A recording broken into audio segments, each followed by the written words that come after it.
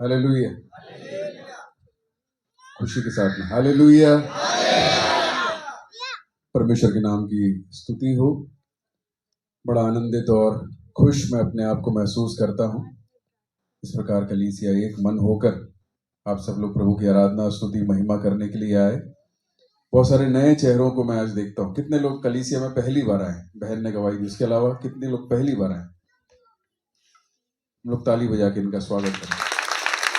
कलीसिया में आपका स्वागत है। हर हफ्ते आइए, प्रभु आपको आशीष देगा। मैं विश्वास करता हूँ जिस भी प्रार्थना को लेकर आप प्रभु के पास में आए हैं, प्रभु ने सुन ली है और उसका जवाब भी भेज दिया है। हालेलुया। विश्वासियों का समूह है हमारा समूह। हालेलुया।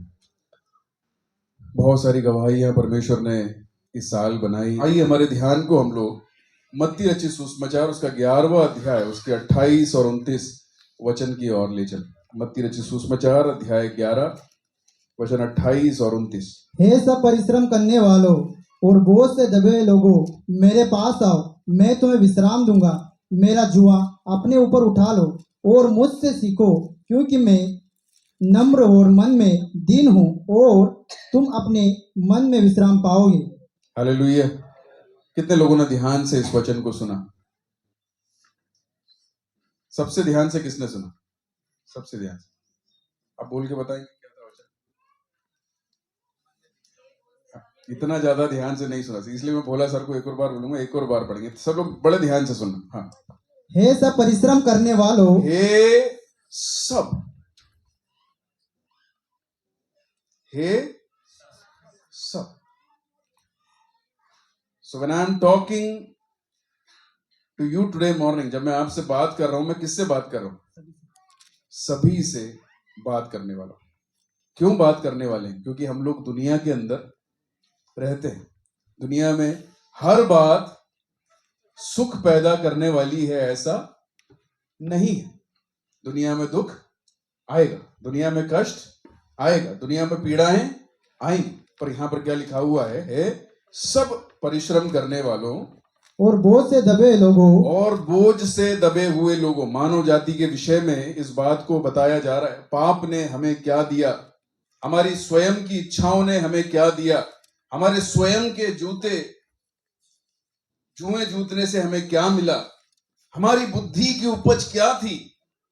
हे सब बोझ के तले दबे हुए लोगों, हे सब परिश्रम करने वालों। बोझ और परिश्रम इस दुनिया के अंदर हमारे ही पापों के कारण, शैतान की युक्ति हमारे जीवनों के अंदर जब उसने चली, हमारे ही पापों के कारण हम लोग परीक्षा के अंदर पड़ गए, और उसका परिणाम यह हुआ कि हम लोग बोझ के तले दब गए। और क्या लिखा हुआ है?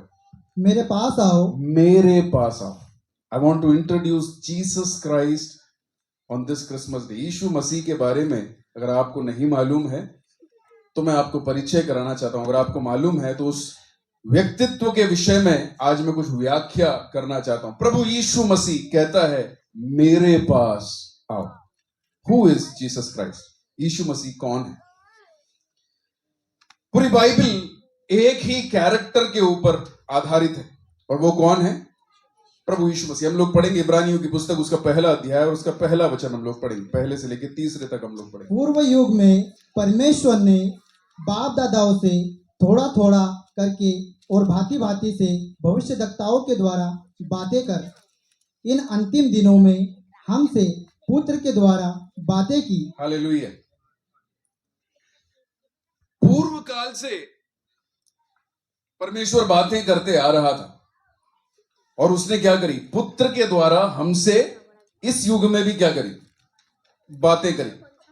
वचन बोलता है सब कुछ उसके द्वारा उत्पन्न हुआ, सब कुछ उसी के लिए सृजा गया, उत्पन्न हुआ। उत्पत्ति में प्रभु के हाथ को, प्रभु यीशु मसीह के हाथ को हम व्यक्त तौर पर देख सकते हैं। सारी सृष्टि को रचने वाला कौन? परमेश्वर। हम त्रिएक परमेश्वर के ऊपर विश्वास करते हैं। प्रभु यीशु मसीह सृष्टिकर्ता परमेश्वर है। बोले प्रभु यीशु मसीह सृष्टिकर्ता परमेश्वर।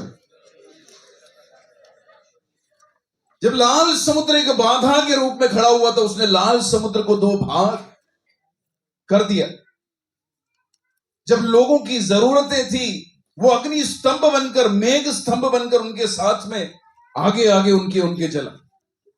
उनको हरेक शत्रुओं से परमेश्वर ने, प्रभु यीशु मसीह ने उनको बचाया। And when the time came, और जब समय आया तो उसने अपने आप को क्या किया?